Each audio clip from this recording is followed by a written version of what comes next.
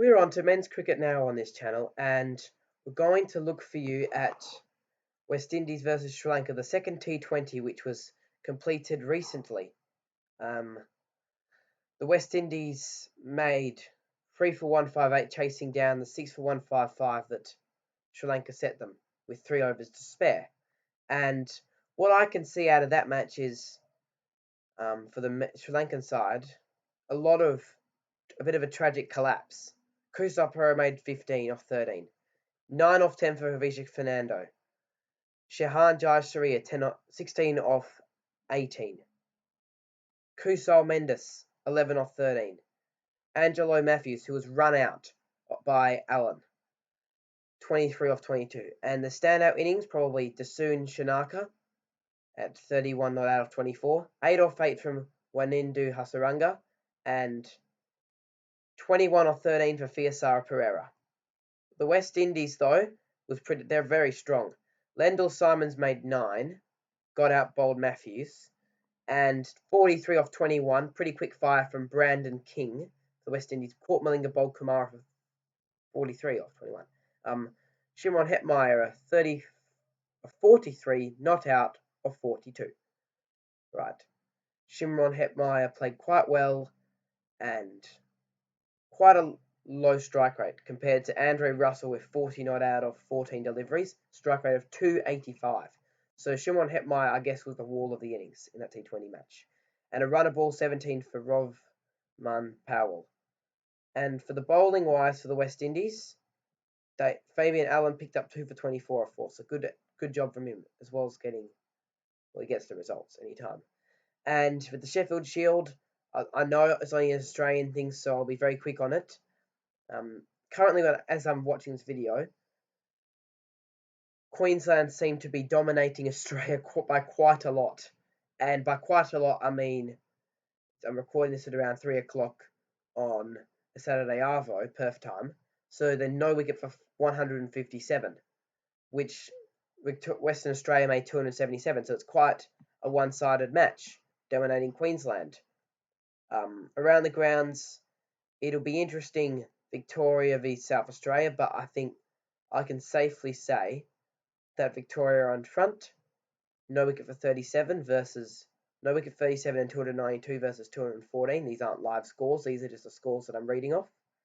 And New South Wales, 3 for 98 and 195 versus 270 from Tasmania. So interesting matches, and I'm very interested to see what happens to the Sheffield Shield as it builds up.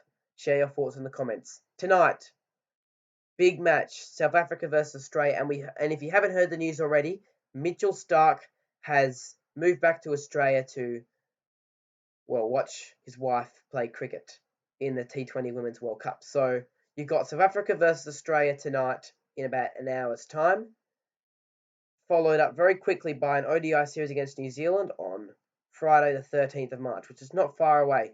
Very exciting ODI series against New Zealand, and we heard that the Kiwis are ready to lift their game.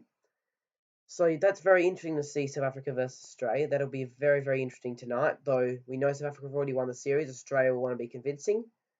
There's 3 ODIs against New Zealand on the 13th, 15th, and some other time in March. I think a couple of days on. And then the Sheffield Shield, WA will play New South Wales for their final clash, Victoria, Tasmania. And then following up, Sri Lanka will play England as well on the 19th, starting. And that'll be interesting. And that'll be men's cricket. Australia, New Zealand, following ODI, 20th of March. And the 24th of March, New Zealand will take on Australia, and then on the 27th, there'll be another Sri Lanka-England test. So looking at this cricket, it's very interesting. Can I analyse? I have to read through the fixtures to analyse. New Zealand seem that they've got a big fixture against them, some ODIs and T20s against Australia, and Australia will host the ODIs and New Zealand will host the T20s. Very exciting. And Australia, they only really have an England tour and the New Zealand tour for some T20s to really boost themselves. Only a few T20s to get ready for the men's T20 World Cup, which will be huge. So, indeed, I hope we're all ready. Sri Lanka, England Test cricket, World Test Championship, England. I think they're in an okay position. I better check for you quickly. And looking at it, England are probably quite favoured because they came in a situation where they thrashed South Africa in a Test series 3-1. Yes, they drew the Ashes and they were levelled in the New Zealand series. I think I'll be very interested to see what happens. And given the fact that England have won more tests than lost since the start of this World Test Championship, they're quite on top. And for Sri Lanka State, they've got to really improve to be able to beat England. And they surprised them in a one-day match in the World Cup, which was probably a memorable game.